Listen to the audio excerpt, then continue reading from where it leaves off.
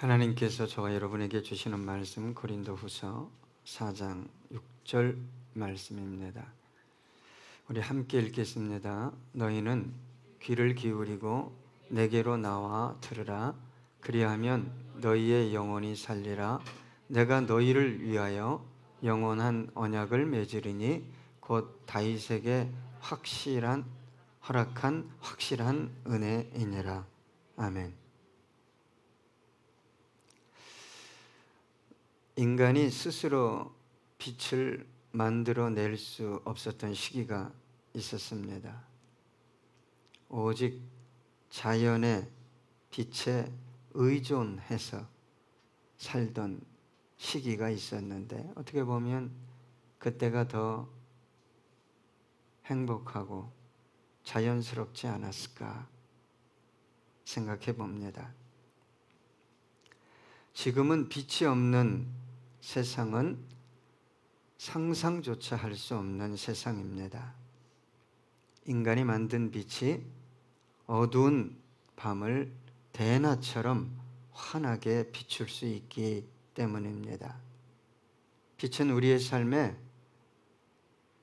없어서는 안 될 아주 소중한 삶의 한 요소입니다. 여러분, 빛이 없다고 생각해 보십시오. 무엇을 정확하게 볼 수 있겠습니까? 무엇을 바르게 보고 인식할 수 있겠습니까? 또한 원하는 것을 찾을 수도 없었을 것입니다. 그래서 하나님께서 빛을 창조하신 것입니다. 오늘 본문에 보니까 어두운 데에 빛이 비추라 말씀하셨던 그 하나님께서 라고 기록하고 있습니다. 빛은 일반적인 빛이 있고 신앙적인 영적인 빛이 있습니다. 눈으로 볼 수 있는 빛이 있고 눈으로 볼 수 없는 빛이 있다는 말입니다. 어떤 사람들은 인간의 지성에도 빛이 있어야 된다라고 말합니다. 그러나 하나님께서 이 모든 빛을 우리에게 선물로 주셨습니다. 일반적인 빛은 우리의 생존, 삶에 필요한 빛입니다. 신앙의 빛, 영적인 빛은 영원한 생명을 얻게 하는, 하나님을 알게 하고 믿게 하는, 또 하나님과 깊은 교제를 누릴 수 있게 하는 빛입니다. 그래서 성경은 하나님을 빛이다, 빛 가운데 계신다라고 말합니다. 요한일서 1장 5절 보니까 우리가 그에게서 듣고 너에게 전하는 소식은 이것이니 곧 하나님은 빛이시라 그에게는 어두움이 조금도 없으시다는 것이니라. 우리 하나님에게는 어두움이 조금도 없습니다. 여러분, 나중에 저와 여러분이 천국 가면 그곳에 태양이 있겠죠? 태양이 없습니다. 계시록 22장 5절 보니까 다시 밤이 없겠고 등불과 햇빛이 쓸데없으니 이는 주 하나님이 그들에게 비치심이라 그들이 세세토록 왕노릇 하리로다. 성경은 어두움을 슬픔이라고, 고통이라고, 고독이라고, 고난, 저주, 죽음이라고 말합니다. 빛은 생명이요, 사랑이요, 기쁨이요, 소망이요, 축복이라고 말합니다. 하나님은 세상을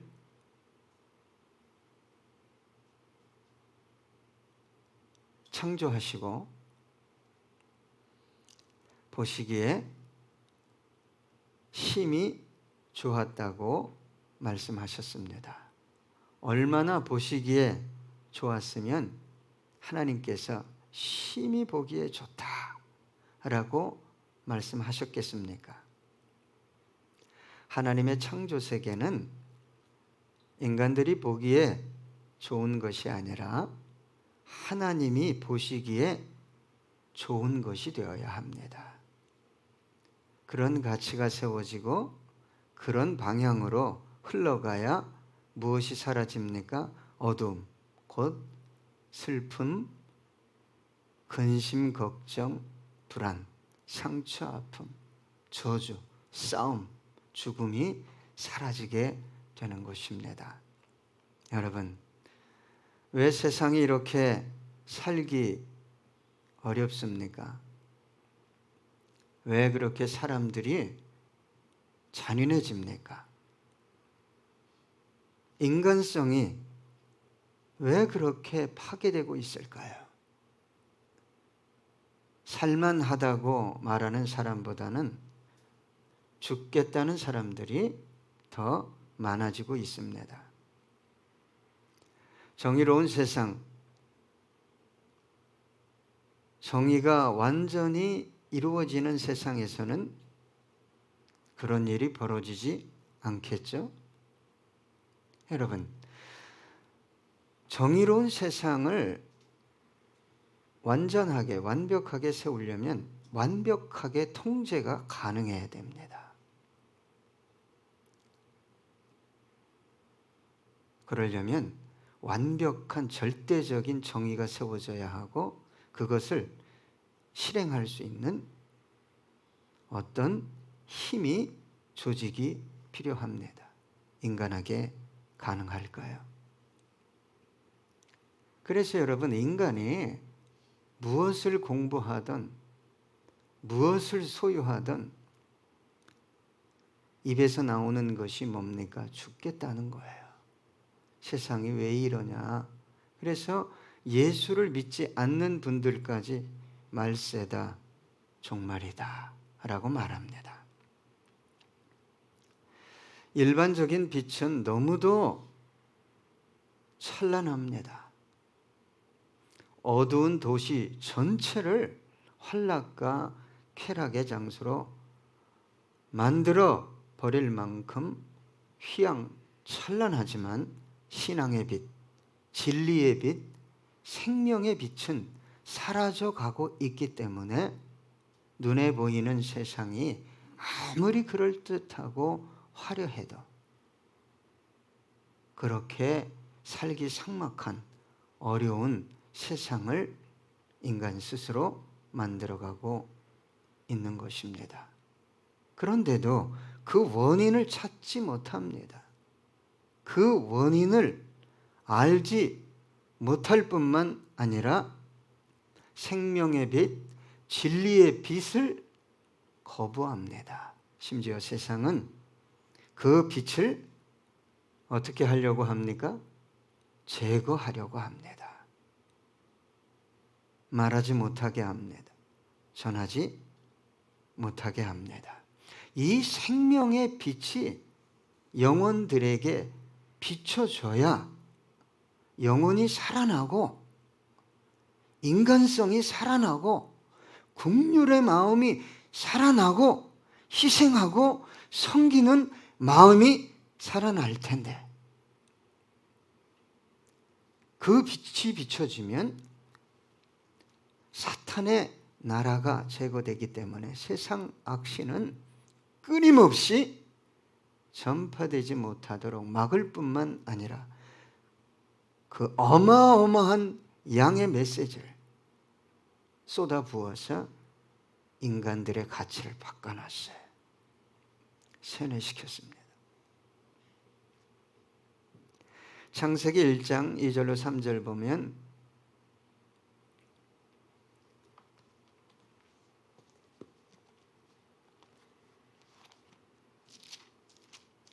저를 비춰주세요.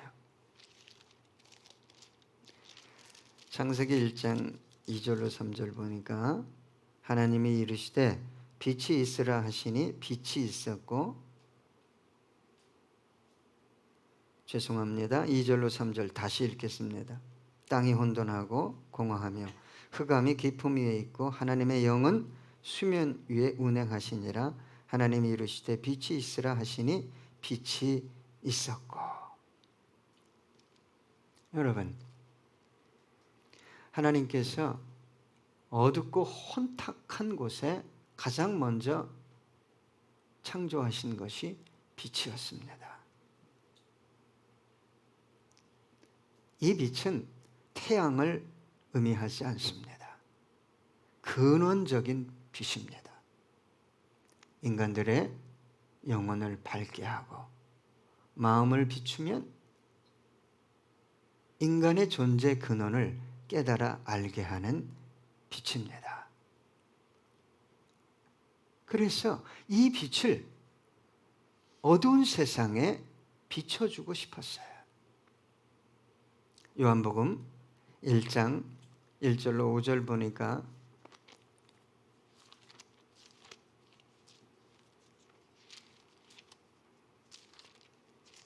이렇게 기록되어 있습니다.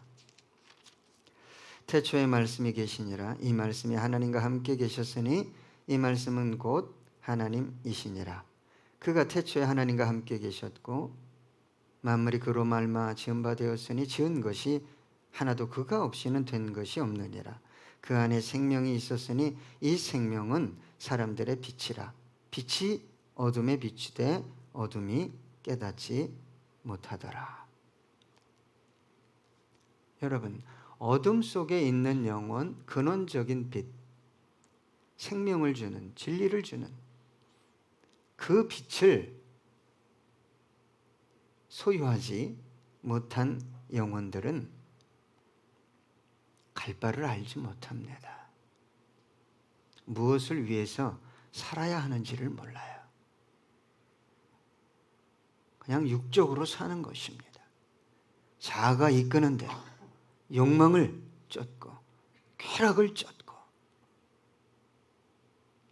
다투고 싸우고 탄식하고 절망하다 영원한 멸망에 떨어지는 거죠.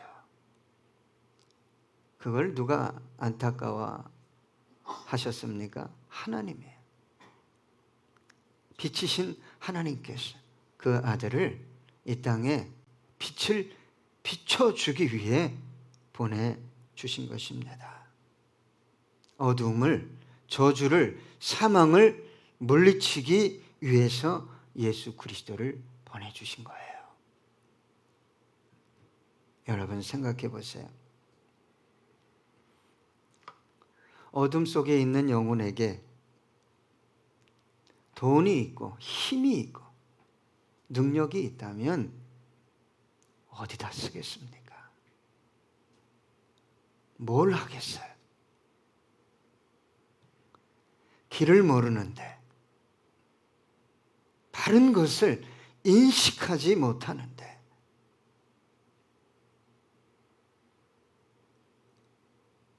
그래서 주님께서 빛을 우리 심령에 비춰주시기 위해 오신 거예요. 오늘 본문은 이렇게 말합니다. 예수 그리스도의 얼굴에 있는 하나님의 영광을 아는 빛을 우리 마음에 비추셨느니라. 하나님의 영광을 아는 빛을 우리 마음에 비춰주는 거예요. 하나님께서 예수 그리스도를 통해 이 빛을 비춰주시지 않았다면 모든 인생은 어디에서 사는 거예요? 어둠 속에서 사는 거예요. 슬픔과 고난과 저주 속에 살다 영원한 죽음을 향해 가는 것입니다. 여러분, 예수 그리스도를 만난 분들은 이 빛이 무엇인지를 정확하게 압니다. 왜 그럴까요? 예수 그리스도를 딱 만나는 순간 내 자신이 얼마나 어둠 속에 있었는지, 죄악 속에 있었는지 정확하게 압니다. 그래서 예수 그리스도를 만나는 순간에 그렇게 통곡하는 거죠. 부모님이 물론 돌아가셔도 통곡하겠지만 예수 그리스도를 만나는 순간에 말로 닿을 수 없는 영혼 중심에서 우러나오는 뜨거운 눈물이 쏟구쳐 나오게 되는 거죠. 그래서 그렇게 살면 안 되겠다.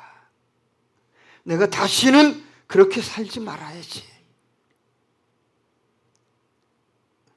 그래서 모든 것을 정리합니다. 그것을 성경은 자기를 부인한다 라고 말합니다.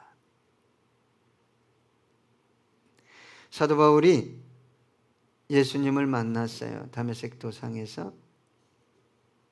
완전히 달라졌습니다. 완전히. 방향이 완전히 달라졌어요. 인생의 방향이. 예수를 만난다는 것, 빛이 내 영혼 속에 들어온다는 것은 놀랍고도 놀라운 사건입니다.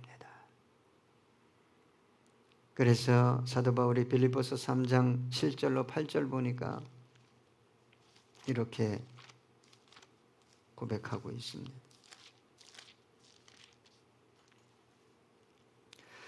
그러나 무엇이든지 내게 유익하던 것을 내가 그리스도를 위하여 다 해로 여길 뿐더러 또한 모든 것을 해로 여김은 내 주 그리스도 예수를 아는 지식이 가장 고상하기 때문이라.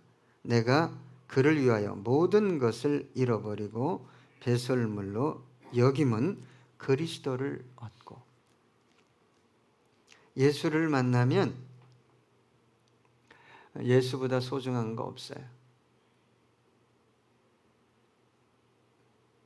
예수를 더 알기 원하고 또 닮기 원해서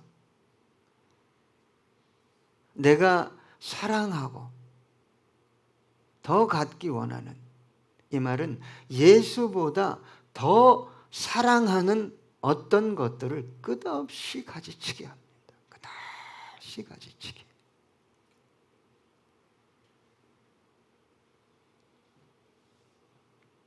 사도 바울은 예수를 위해서라면, 영혼들을 위해서라면, 지금 예수님을 못 만난 분들은 죄송하지만 이 설교를 듣는 게 이해도 안 될 뿐만 아니라 상당히 어렵습니다. 예수를 믿고 빛을 경험했는데 다시 어둠을 향해 가는 분들은 상당히 고통스러울 거예요. 설교를 듣는다는 것 자체가. 여러분, 그 어둠 속에서 저와 여러분이 자행했던 것들이 뭡니까? 근데 어둠도 쾌락이 있습니다. 즐거움이 있어요. 그러니까 자꾸 그쪽으로 돌아가고 싶은 거예요. 가나안을 향해 가야 할 이스라엘 백성들이 왜 여기는 고기가 없냐? 야채가 없냐? 그리고 어디로 가려고 그랬어요? 이집트로 가려고 했잖아요. 온전한 빛을 만난 분들은 지엽적인 것들에 삶을 걸지 않습니다. 더 먹어야 되고, 더 누려야 되고.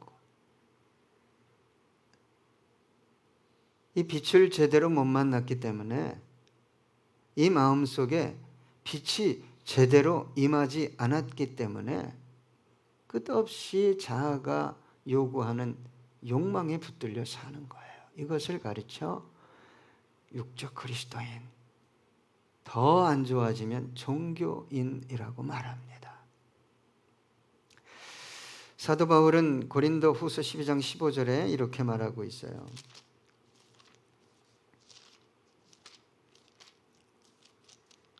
내가 고린도 후서 12장 15절입니다.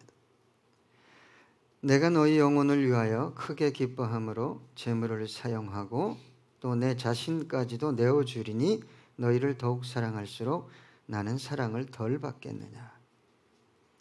내 자신까지 내어주겠다는 단어는 그냥 사용하다라는 뜻이 아닙니다. 그래서 예전 성경은 허비하다 그랬는데 탕진하다라는 뜻이 있어요.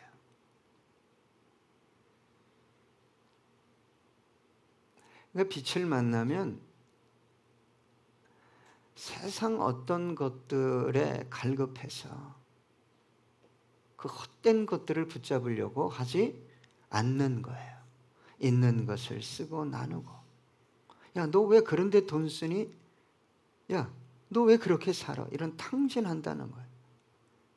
술 먹고 방탕한 삶을 산다는 게 아니라 남들이 보기에는 쓰지 않아도 될 곳에 왜 그런 돈을 쓰고 시간을 쓰고 피곤한데 몸을 들이고 그러냐 이 말이에요. 한 여인이 300데나리온 되는 향유를 예수님 발에 부으니까 이해를 못 하잖아요. 이해를 못 해. 야, 이거 왜 허비하냐? 왜 이걸 탕진하냐? 가치를 모르면 그런 얘기를 하는 것입니다.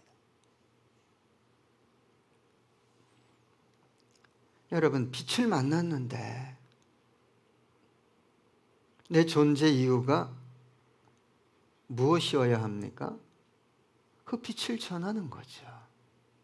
그 빛을 쫓아가는 것입니다. 그 이상 이하도 아니죠. 여러분, 예수를 만나기 전에 어디서 사셨습니까? 네.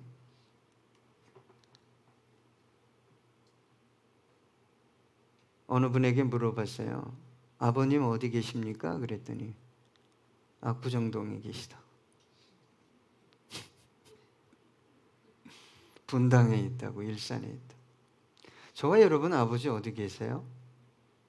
예? 그 아버지 만나러 가야 되는 거 아닙니까? 그런데 이 땅에서 살 때는 아버지 존재도 의식하지 않고 아버지를 위해서 전혀 살지도 않고 연락도 안 했다가 어떻게 그 아버지 품에 안길 수 있다고 생각하십니까? 여러분, 아무리 많은 돈을 준다고 해도 여러분 명예를 주고 이 땅에서 그래 건강이 필요하지만 어둠 속에 다시 들어갈 수는 없죠. 여러분, 어둠 속에 들어가서 뭔가를 얻으려고 하면 안 됩니다. 그 속에서 행했던 게 뭡니까? 나를 지극히 사랑했잖아요. 나밖에 몰랐잖아요. 쾌락을 쫓아가고 생각하고 말하는 것이 다 죄악이었잖아요. 여러분, 빛을 만났죠? 예수 그리스도를 영접하셨죠? 그러한 것들이 얼마나 허무한 것인가를 깨달아 알았죠? 여러분, 이제 저와 여러분이 왜 이 땅에서 그렇게 열심히 살아야 할까요? 저와 여러분의 마음속에 부어진 그 생명의 빛을 전하기 위해서 살아가는 것입니다. 그런데 여러분, 많은 그리스도인들이 다시 세상을 사랑하기 시작합니다.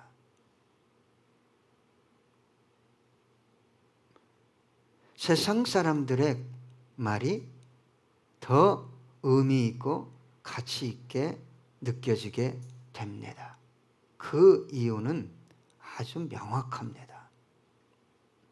하나님의 영광을 아는 빛, 사모하는 그 빛이 사라져가고 있다는 거예요. 희미해져 가고 있다는 것입니다. 여러분, 이걸 아셔야 돼요. 빛이 비치는 순간에 어두움은 저항을 못합니다. 이와 반대로 빛이 사라지면 어두움은 자동으로 들어옵니다. 그게 심령의 작용입니다. 생각의 작용이에요. 나는 누구를 상해하지 않았는데요. 나는 누구 돈을 사기치지 않았는데요. 어둠이 그렇게 들어오는 게 아닙니다. 먼저 심령 속에 들어오는 거예요. 한순간에 빛이 심령을 밝힐 수도 있고 환하게 밝힐 수도 있고 한순간에 어두움이 심령을 장악할 수도 있어요. 그게 자연의 이치이듯이 영적 이치입니다. 그래서 깨어있으라고 그랬어요. 깨어있어라. 깨어 기도해라. 세상을 자꾸 곁눈질하고 세상을 사랑하는 이유는 빛이 사라지고 있는 거예요. 그 하나님의 영광을 사모하고 사랑했던 그 빛이 사라져가고 있는 거예요. 그래서 여러분, 사도 바울처럼 앞만 보고 갈 수 없을까? 표대를 향해서 앞만 보고.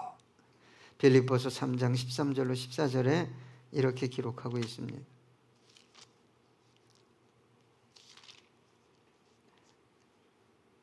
형제들아, 나는 아직 내가 잡은 줄로 여기지 아니하고 오직 한 일, 즉 뒤에 있는 것은 잊어버리고 앞에 있는 것을 잡으려고 표대를 향하여 그리스도 예수 안에서 하나님이 위에서 부르신 부름의 상을 위하여 달려가노라.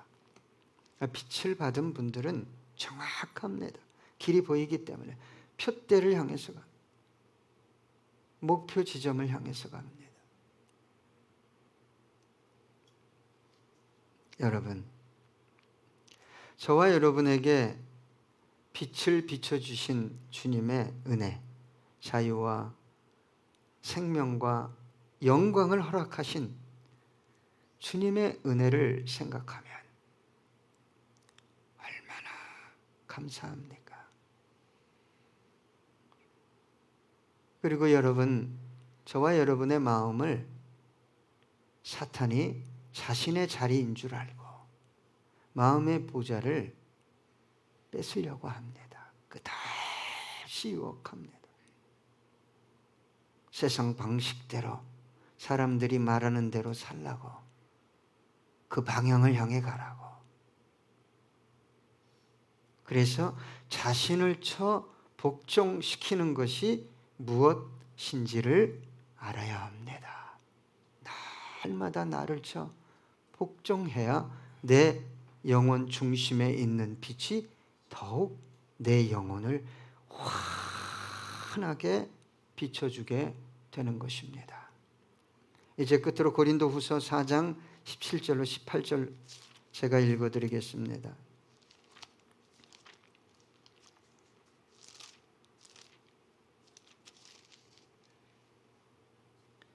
우리가 잠시 받는 환난에 경한 것이 지극히 크고 영원한 영광에 중한 것을 우리에게 이루게 함이니 우리가 주목하는 것은 보이는 것이 아니요 보이지 않는 것이니 보이는 것은 잠깐이요 보이지 않는 것은 영원함이라.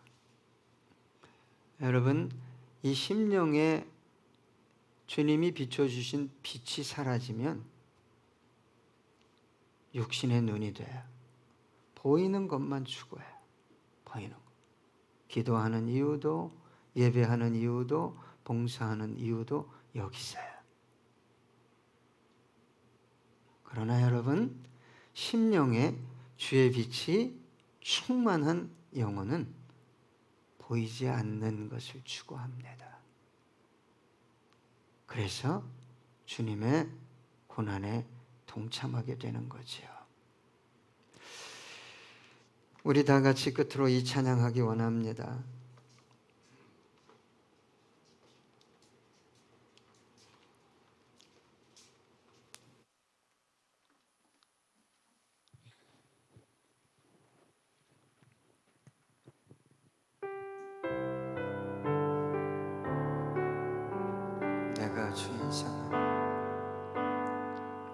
내가 주인 삼은 모든 것 내려놓고 내 주 대신 주 앞에 나가 내가 사랑했던 모든 것 내려놓고 주님만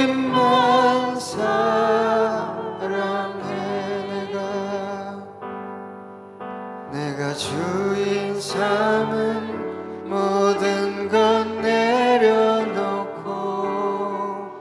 내 주 대신 주 앞에 나가 내가 사랑했던 모든 것 내려놓고 주님만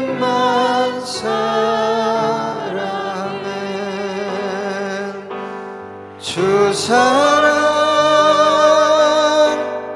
거친 풍랑에도 깊은 바다처럼 나를 잠잠케 해 주 사랑 내 영혼의 반성은 그 사랑 위에 다시 한번 고백합니다. 내가 주인 삼은 모든 것 내려놓고 내 주 대신 주 앞에 나가 내가 사랑했던 모든 것 내려놓고 주님만 주 사랑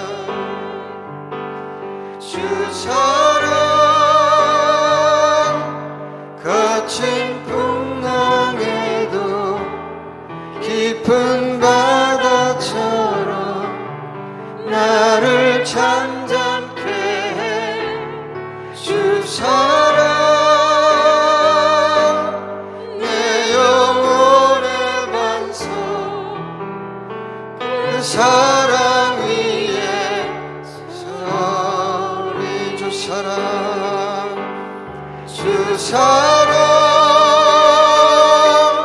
거친 풍랑에도 깊은 바다처럼 나를 잠잠케 해 주 사랑 내 영혼의 반석 그 사랑 위에